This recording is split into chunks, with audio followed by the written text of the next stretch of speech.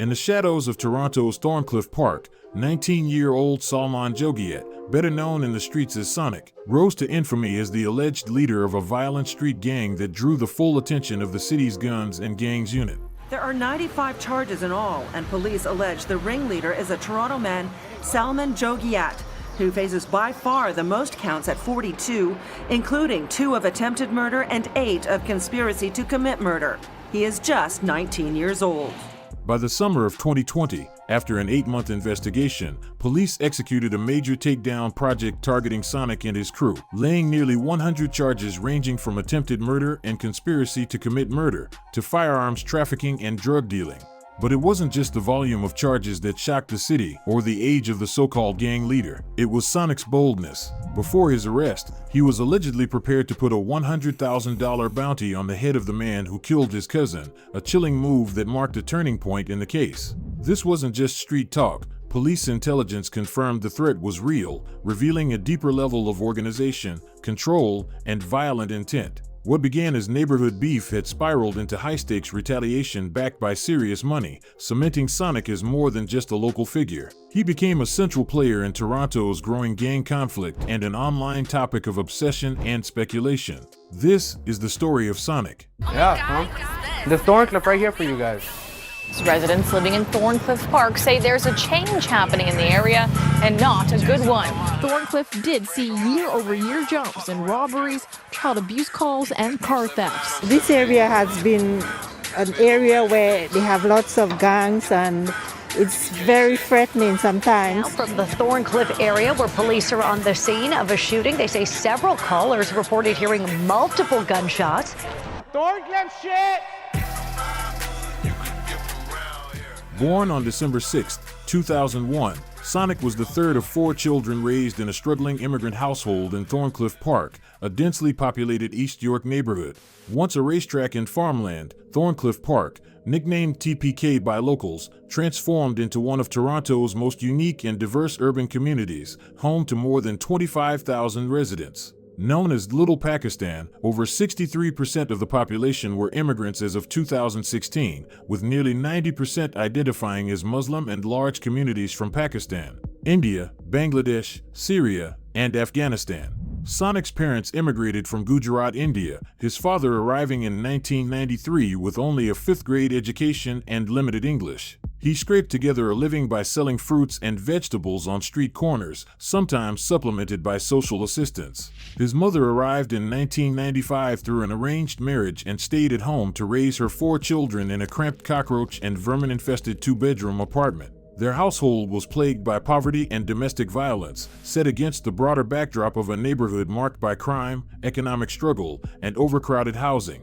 Sonic attended North America's largest elementary school, Thorncliffe Park Public School, where he was placed in special education classes as early as grade 1 due to learning difficulties. He was later diagnosed with a mild intellectual disability, his psychoeducational assessments ranking his cognitive abilities in the 3rd percentile. He was relentlessly bullied for his academic challenges and struggled with focus, memory, and learning. Despite occasional support, like a teacher who got him into a free ice hockey program, he eventually dropped out of school after being expelled in the 10th grade for robbery. Shortly after this, he gravitated toward the streets. He started selling weed to afford food, later moving on to crack and cocaine.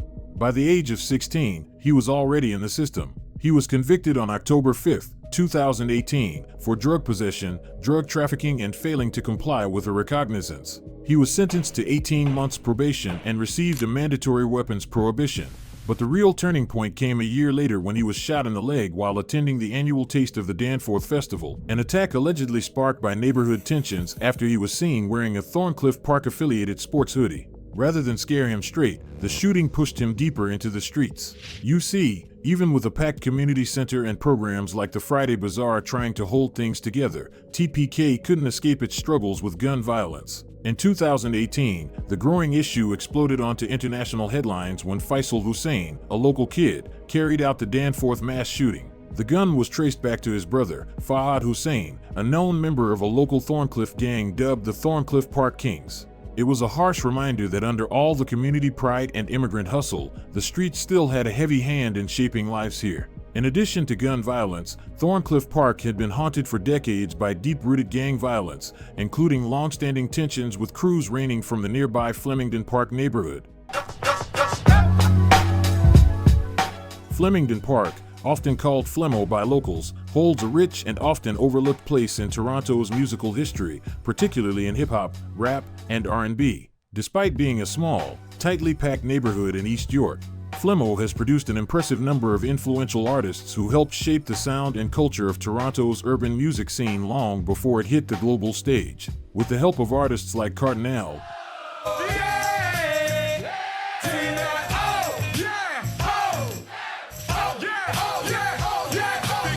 and rap crews like GCP, life like the wire set the streets on fire.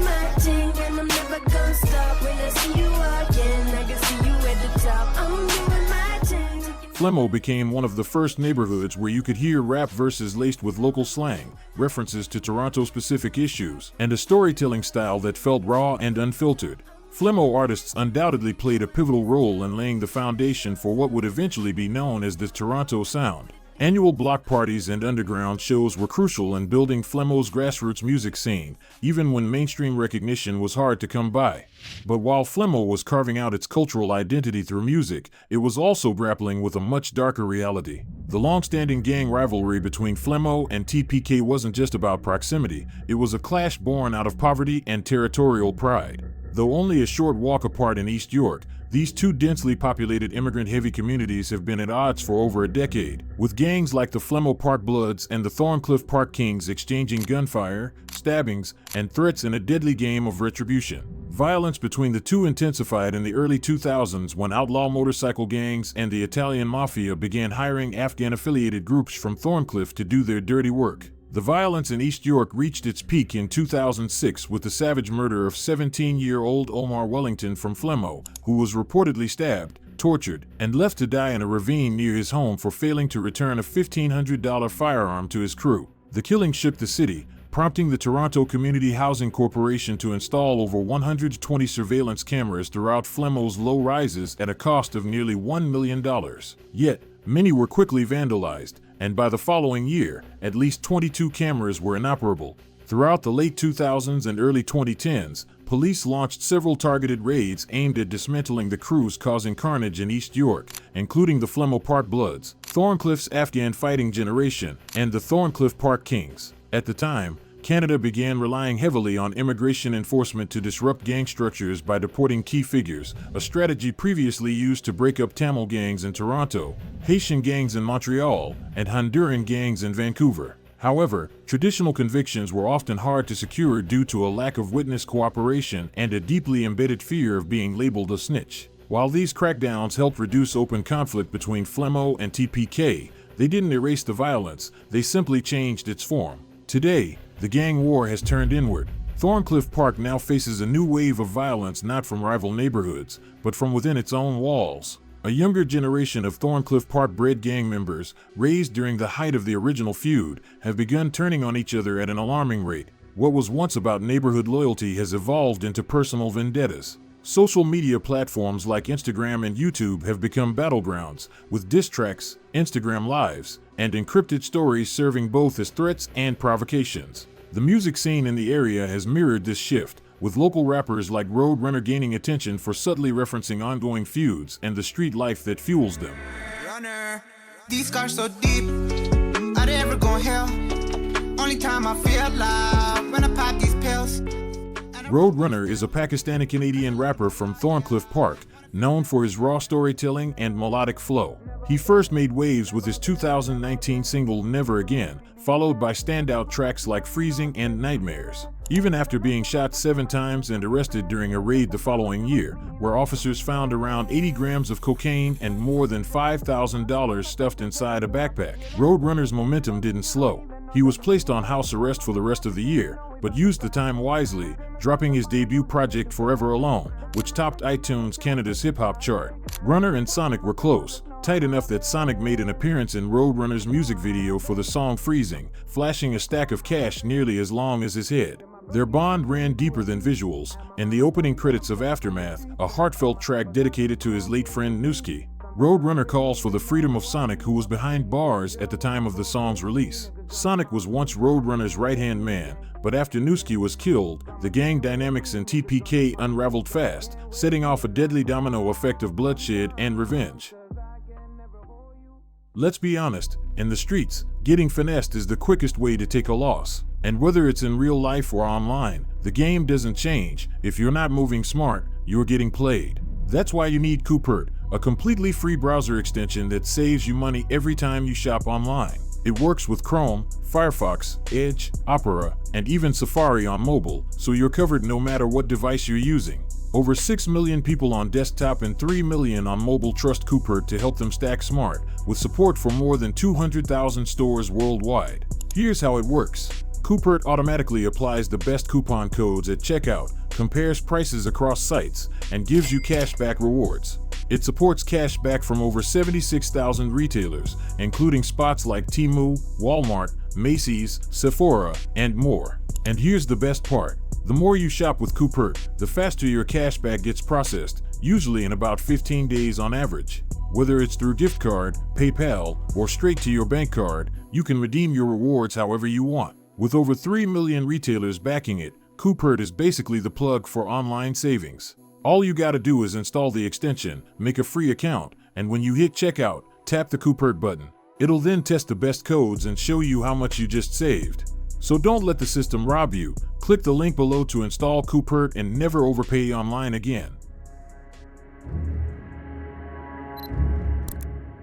This is 21-year-old Mohammed Ashaksai, better known as Nuski, a notorious drug trafficker bred from the streets of TPK. Nuski was no stranger to violence or headlines. His name first hit the news in 2017 after he was arrested for a brutal kidnapping, robbery, and beating in rival territory, Flemo. Police say a 22-year-old man and a 16-year-old boy met Nuski for a drug deal on December 8, 2017, but were forced at gunpoint to a secluded area where 2 more men joined Nuski. The group allegedly beat and robbed the victims, held a knife to the teens' neck, and forced them to give up their home addresses, threatening to harm their families if they spoke out. After about 3 hours, they were released. Nuski, just 18 at the time, was arrested 2 months later and hit with 19 charges, including kidnapping, robbery, assault, and multiple weapons offenses. But jail didn't slow him down. Just 7 months later, police pulled over a vehicle at St. Denis Drive and Linkwood Lane, finding Nuski with a loaded rifle, handgun, and cocaine.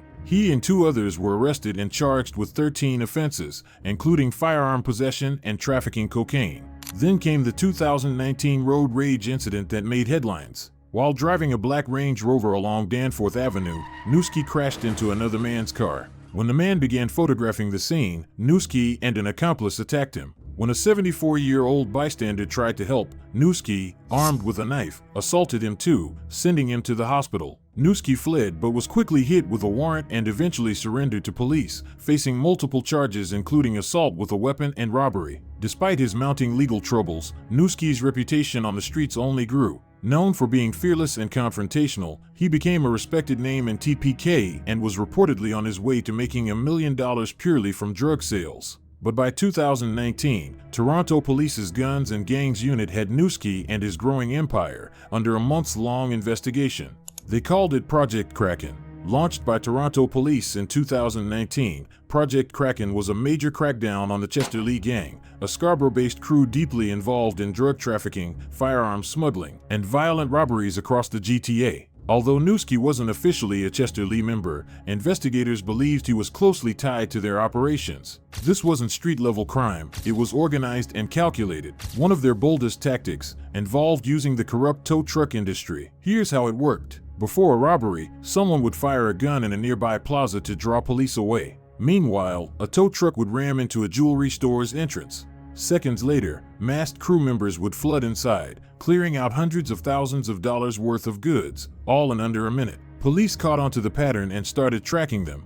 They traced the gang's meetup spot to an auto shop on Crockford Boulevard in Scarborough. Setting up covert surveillance, they captured footage of robbery suspects and their vehicles regularly gathering there. After one heist, police swooped in. Surveillance footage shows officers storming the lot, weapons drawn. Some suspects immediately surrendered, while others tried to flee, ditching guns, wallets, and even their pants as they scrambled over fences. Eventually, they were all caught. While there's no evidence Nuski took part in those robberies directly, Toronto police confirmed he was a primary subject of Project Kraken. And by June 25, 2019, they decided to take him down. Around 8 p.m., officers spotted Nuski driving his white Mercedes-Benz at Midland Avenue and Midwest Road. They began tailing him before boxing him in with unmarked cruisers. Plainclothes officers leapt out, guns drawn, ordering Nuski and his 3 passengers to surrender. But Nuski didn't comply. Instead, he hit the gas, ramming an officer and pinning his legs against another vehicle. In response, another officer opened fire, hitting Nuski multiple times. Nuski was rushed to Sunnybrook Hospital, but pronounced dead. The injured officer survived and was released from hospital later that night. In this moment, police surrounding a white Mercedes, guns drawn, what appears to be a fatal mistake. The white car moves forward, briefly pinning an officer. Another police officer then discharged his firearm at the vehicle multiple times. Bullets strike the driver, and police move in. That they were doing CPR until the ambulance came. They continued, and they even continued CPR until they put him in the ambulance. So it didn't look good at all. Neighbors said they heard at least 2 shots just after 8 o'clock last night. The 21-year-old was taken to Sunnybrook Hospital, where he later died. Police officers were investigating the driver of this vehicle, and then in the area of Midwest and Midland, they decided to stop the vehicle. According to the Special Investigations Unit, it was the Guns and Gangs Unit investigating the driver.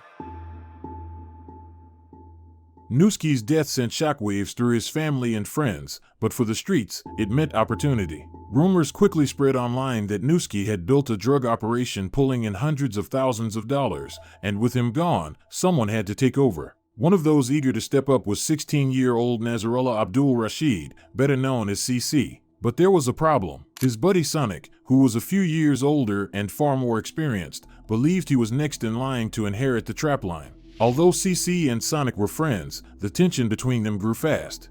Sonic felt seniority earned him the right to take over. CC, however, disagreed. The dispute heated up to the point they agreed they'd settle it face to face the next time they crossed paths. But the streets rarely leave room for fair fights. On April 5, 2020, at 10:42 p.m., Toronto police responded to reports of gunfire at a parking lot near the outdoor pool at 1 Leaside Park Drive. When officers arrived, they found CC inside a vehicle, suffering from multiple gunshot wounds. Paramedics performed CPR, but it was too late. CC was pronounced dead at the scene, becoming Toronto's 19th homicide victim of the year. The community was stunned, but what made it worse was the rumor that Sonic, his own friend, was the one who pulled the trigger. News traveled fast, and it didn't take long before people close to CC began plotting revenge. 2 months after the death of CC, on June 9th, at around 7:30 p.m., gunfire erupted beside Leonard Linton Park. A group was sitting in a parked car when another vehicle pulled up and opened fire. Police arrived shortly after and found 2 20-year-old men wounded. One of them was Maz Jogiat, aka Machu. Although one victim survived, Machu died later in hospital. Machu was well loved in the Thorncliffe Park community, which made it even harder to grasp why he had become a target of gun violence, not once, but twice. A friend of the victims who did not want to show his face on camera says Jogiat grew up in nearby Thorncliffe Park and says this is not the first time he's been shot at. I just know that it happened once before. He was shot at. He didn't get hit. His uncle got hit. He was a young kid. He was very family-oriented. He had a lot of family over here. He was loved by a lot of people. Machu wasn't just CC's and Roadrunner's close friend, he was also Sonic's cousin, hence the same last name. Ironically, Machu had been trying to mediate the feud between CC and Sonic, hoping to prevent bloodshed. In the end, he became another casualty of the cycle of violence he had tried so hard to stop. Following the murder of his cousin Machu, Sonic made it his mission to hunt down those he believed were responsible. Unbeknownst to him, Toronto police had been intercepting his phone calls as part of an ongoing investigation dubbed Project Compound. An operation launched in late 2019, Project Compound was aimed at taking down Sonic and his underlings after Thorncliffe Park saw a sharp rise in shootings and gang activity. Throughout 2020, police surveillance revealed Sonic's heavy involvement in street crime. Wiretaps caught him selling at least 98 grams of cocaine over the spring and summer. But it wasn't just drug dealing, he was also plotting robberies, kidnappings, and even murder. In one case, he used a GPS tracking device to stalk, then later rob, Usman Munir, a man Sonic had unresolved issues with. When Sonic learned Munir was at a Hamilton shopping mall, he and his crew drove out there, forced Munir into his own car, and attempted to kidnap him. Munir managed to escape, suffering wrist and knee injuries, while his car was later found abandoned. Shortly after that incident, Sonic was shot again, this time in the arm while in Thorncliffe Park, though he recovered relatively quickly. Still, tensions only escalated. By July 2020, Sonic was informed that a man named Wahidullah played a role in Machu's death. Determined to get revenge, he and his associates planted a GPS tracker on a vehicle belonging to one of Wahidullah's family members. Using the GPS data, Sonic tracked down where Wahidullah lived and made plans to rob him. On the night of July 26, 2020, security cameras caught the moment Sonic and 3 others forced their way into Wahidullah's apartment, guns drawn. They stormed into the living room, where Wahidullah and another man were sitting. What started as an argument quickly escalated into a violent confrontation, as Sonic and one of his accomplices shot Wahidullah several times, then fled the scene. Wahidullah suffered gunshot wounds to his back, just above his right buttock, his right tibia, and his left foot. He had to undergo surgery to his bladder, bowel, colon, and abdomen, and had to have part of a broken pelvic bone removed. He was hospitalized for several weeks, including time spent in intensive care, and required physiotherapy and other rehabilitation measures afterwards. The other man found with Wahidullah also suffered gunshot wounds to his chest, flank area, and hand. He had to undergo surgery and also spent a considerable amount of time in the hospital. Sometime in August 2020, about a month after the shooting, Sonic learned that 18-year-old Mavia Tahir had also been involved in Machu's murder and police were closing in to arrest him. But Sonic wanted to get to Tahir first. Still under police wiretap surveillance, Sonic was overheard on August 11th, receiving a tip that Tahir had been spotted alongside another man, Rayan Adil. Wasting no time, Sonic hatched a plan to abduct Adil and force him to reveal Tahir's location. He even placed a GPS tracker on Adil's car and bought a handgun for $4,000 to prepare for the job. A little over a week later, wiretaps caught Sonic growing more desperate. On August 20th, he told associates he was willing to pay $10,000 for information leading to Tahir. Later that day, Sonic was recorded planning a kidnapping with an associate named Sabape, who said, "It's gonna work. We're gonna take that kid in his car." Sonic replied, "Yeah, that's what we're doing, fam. I swear to God," with Sabape adding, "He's gonna be crying like a and begging for mercy." The next day, Sonic upped the ante, discussing a $100,000 bounty for Tahir if direct capture failed. He also ordered another GPS tracker to be planted on Adil's car. But what Sonic didn't know was that Toronto police were ready to strike. Undercover officers removed the tracker from Adil's car, attached it to an unmarked police vehicle, and lured Sonic into following it. Once Sonic was locked in, multiple squad cars boxed him in. In a panic, Sonic tossed a loaded handgun out the car window, which police quickly recovered. Sabape was also arrested, found carrying another loaded firearm. Less than 2 weeks later, Project Compound reached its explosive climax. Police seized cocaine, fentanyl, marijuana, MDMA, $100,000 in cash, and 7 firearms. There are 95 charges in all, and police allege the ringleader is a Toronto man, Salman Jogiat, who faces by far the most counts at 42, including 2 of attempted murder and 8 of conspiracy to commit murder. He is just 19 years old. His age, yes, is of concern. It's the belief and alleged that this group purposefully set out to commit violent acts against targeted individuals for the sole purpose of monetary gain and retribution.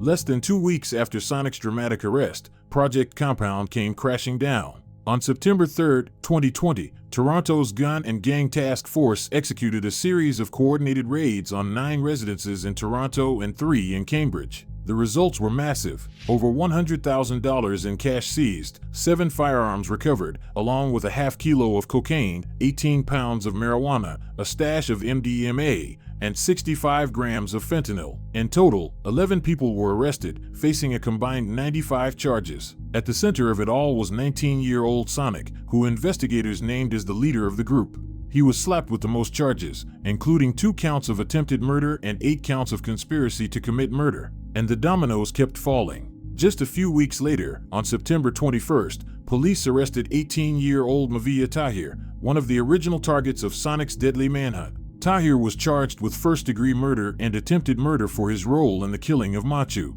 What started with the death of one Thorncliffe Park figure had spiraled into one of the most violent crackdowns the neighborhood had ever seen. But even with Sonic and many of his associates behind bars, the story didn't end there. Life inside jail was a whole different battlefield for Sonic. Court documents revealed he struggled with the transition, getting into multiple fights, being pepper sprayed by guards, and even refusing to leave the visiting room on 2 separate occasions. When staff ordered him out, he lashed out with profanity and threats, even telling one guard he would f him up. Still, jail wasn't all chaos for Sonic. Over time, he began making serious changes. He completed his high school diploma while in custody, enrolled in college courses, and took part in socio-emotional and anger management programs. He also reconnected deeply with his faith, working closely with Islamic religious leaders at the Toronto East Detention Center. Sonic eventually started leading prayers and teaching religion to other inmates, a sharp contrast to the violent persona that once dominated the streets of Thorncliffe Park.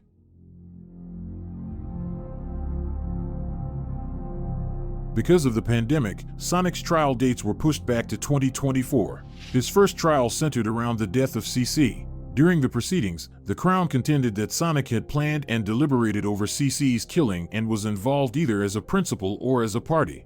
Sonic testified in his own defense, admitting that he had shot CC twice. He claimed it was in self-defense, saying that CC had unsuccessfully tried to shoot him first while Sonic was seated in the back seat of a white Honda. Sonic further testified that after firing his weapon, he immediately fled the scene. His defense team further argued, backed by evidence from the pathologist, that the 2 shots fired by Sonic did not cause fatal injuries. Instead, they claimed a third party, standing outside the vehicle, ultimately killed CC by shooting multiple times through the passenger side door. Throughout his testimony, Sonic was asked about the identities of others involved in CC's death. Although he had sworn to tell the truth, he refused to disclose any names. He repeatedly explained he feared being labeled a rat, that a transcript of his testimony could reach the jail where he was being held, and that he or his family could be harmed. When pressed by the Crown Attorney during cross-examination, Sonic was quoted saying, "I cannot answer that question for you, ma'am. I'm afraid for my life."